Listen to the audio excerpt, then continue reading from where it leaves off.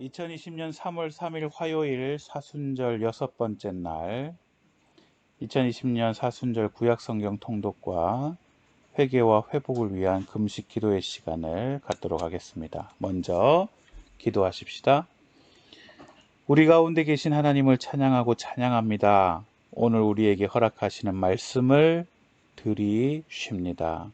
믿음으로 받아들이오니 하나님의 말씀에 나의 마음과 생각이 잠기게 하시고 말씀대로 생각하고 말씀대로 말하고 말씀대로 행동하게 하시어 사순절 기간 한 걸음 더 주님 닮게 하옵소서.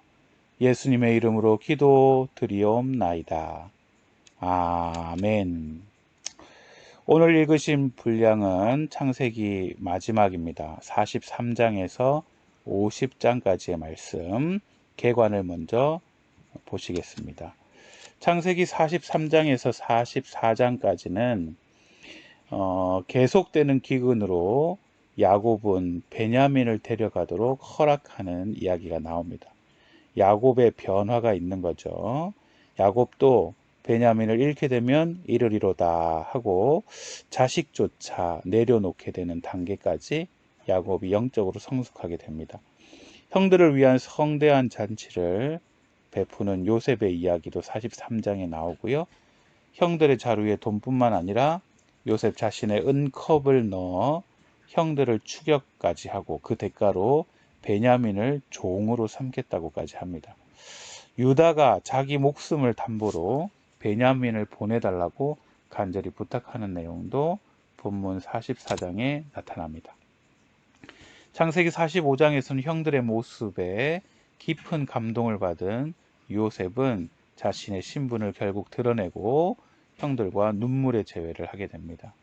45장에서는 바로 왕이 야곱과 그의 가족들을 애굽으로 내려와 살도록 초청하는 이야기가 나타나고 있고요. 창세기 46장에서 50장까지는 애굽으로 내려간 이스라엘 자손들 이야기가 나타납니다. 46장 초반부터는 고센 땅에 정착하게 되는 이스라엘 백성들의 이야기가 나오고요. 야곱은 70명의 가족들과 함께 고센 땅으로 이주하게 됩니다. 야곱이 자신의 생애를 이제 마지막을 앞두고 그의 아들들을 축복하는 이야기가 나옵니다. 특별히 이 축복할 때 요셉에게는 하지 않고 요셉의 두 아들 므낫세와 에브라임에게 축복하는 이야기가 나타나고 있습니다. 창세기 49장에서부터 50장까지는 야곱과 요셉이 죽고 그에 대해 장사하는 이야기들로 창세기의 대단원의 막을 내리게 됩니다. 구약 성경 통독 여섯 번째 창세기 43장 9절의 말씀, 내가 그를 위하여 담보가 되오리니 라는 말씀으로 함께 은혜 누리기를 원합니다. 43장 9절은 이렇게 말합니다. 내가 그를 위하여 담보가 되오리니 아버지께서 내 손에서 그를 찾으소서. 내가 만일 그를 아버지께 데려다가 아버지 앞에 두지 아니하면 내가 영원히 죄를 지리이다. 유다의 이야기인 거죠. 유다는요, 어떤 사람이었을까요?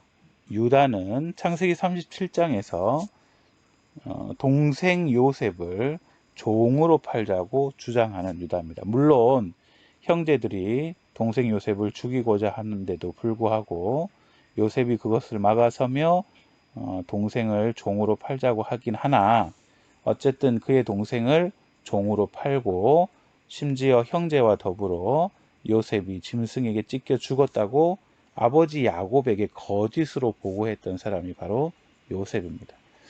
여러분도 잘 알다시피 유다의 생애에서 가장 치욕적이라고 할 수 있는 어쩌면 며느리 다말에게서 아이를 낳기까지 합니다.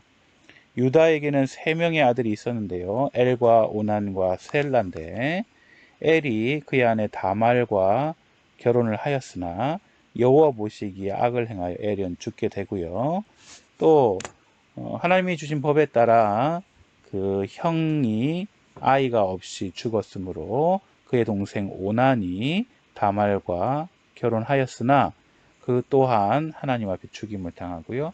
마지막 셋째 셀라까지 다말에게 결혼을 해야 될 텐데 유다는 다말 며느리에게 셀라가 크면 주겠다 약속을 하지만 셀라가 크는데도 불구하고 다말을 주지 않습니다. 이에 다말이 유다를 속이고 유다에게 들어가 아이를 낳는 이야기. 어쩌면 유다의 생애에서 아주 치욕적인 그리고 부끄러운 일이라고 할 수 있습니다. 그런 사람이 바로 유다였습니다. 그런데 유다는 오늘 본문에서 어떤 사람이 되어 있나요? 아버지 야곱에게 내가 그를 베냐민을 위해 담보가 되겠다고 말하는 유다를 볼 수가 있습니다. 동생 요셉도 버리고 또 자신의 이득이라면 거짓말하기를 아끼지 않았던 유다가 막내 동생인 베냐민을 위해 본인이 담보가 되겠다고 아버지에게 구하고 실제 베냐민이 어려움에 처하게 되었을 때 동생 베냐민을 위해 대신 담보가 되려고 하던 것이 바로 유다의 모습입니다. 어려운 상황에 책임을 지려고 결단을 합니다.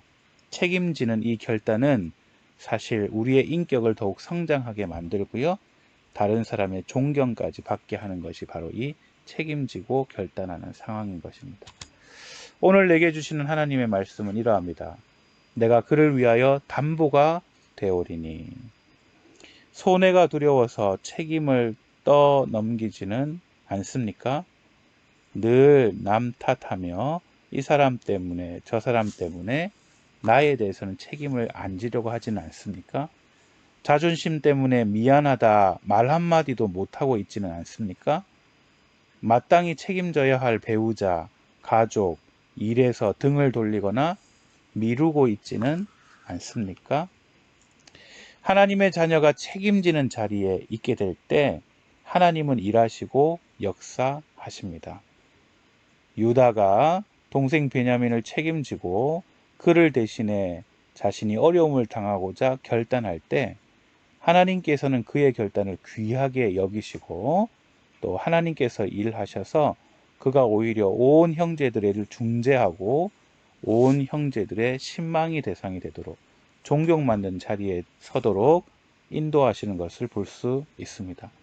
사랑하는 여러분, 오늘 어떤 책임 때문에 무겁고 두렵다 할지라도 기꺼이 지십시다. 하나님 앞에서 책임지실 줄 믿고 하나님이 인도하시는 줄 알기에 기꺼이 책임지는 자리에 먼저 나서게 된다면 여러분을 대신해 우리 하나님께서 먼저 일하실 줄 믿습니다. 이 은혜와 사랑 가운데 오늘 하루 살아가시기를 우리 주님의 이름으로 축복합니다. 함께 기도해 주시기를 바랍니다. 가정과 개인을 위해서는 유다가 기꺼이 손해를 보며 동생을 책임졌듯이 오늘 가족을 위해 내가 책임지고 감당할 것을 찾으며 헌신함으로 우리 하나님의 평안이 가득하게 해달라고 위해서 기도해 주시기를 바랍니다.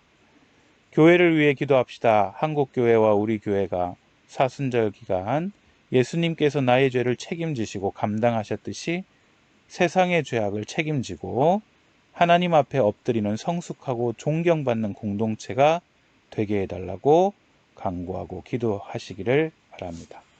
나라와 민족을 위해 기도할 때 코로나19로 두려움과 불안에 떨고 있는 환자와 가족들, 국민들에게 하나님이 주시는 샬롬의 평화가 임할 수 있도록 제주교회에 침투한 신천지 세력의 정체가 드러나게 하시고 이들이 회심하여 우리 주님께 돌아오도록 함께 계속 기도해 주시기를 부탁드립니다. 기도하십시다. 주께서 여러분에게 복을 내려주시고 언제 어디서나 지켜주시기를 원하며 주께서 여러분을 밝은 얼굴로 대하시어 은혜 베푸시기를 원하며 주께서 여러분을 고이 보시어 평화 주시기를 성부와 성자와 성령의 이름으로 간절히 축원하옵나이다. 아멘. 여호수아 1장 9절 내가 내게 명령한 것이 아니냐 강하고 담대하라 두려워하지 말며 놀라지 말라 내가 어디로 가든지 내 하나님 여호와가 너와 함께 하느니라 하시니라. 아멘. 오늘도 우리가 서 있는 바로 그 자리에 하나님이 계실 줄 믿고 믿음으로 담대히 살아가시기를 우리 주님의 이름으로 축복합니다. 감사합니다. 오늘도 승리하십시오.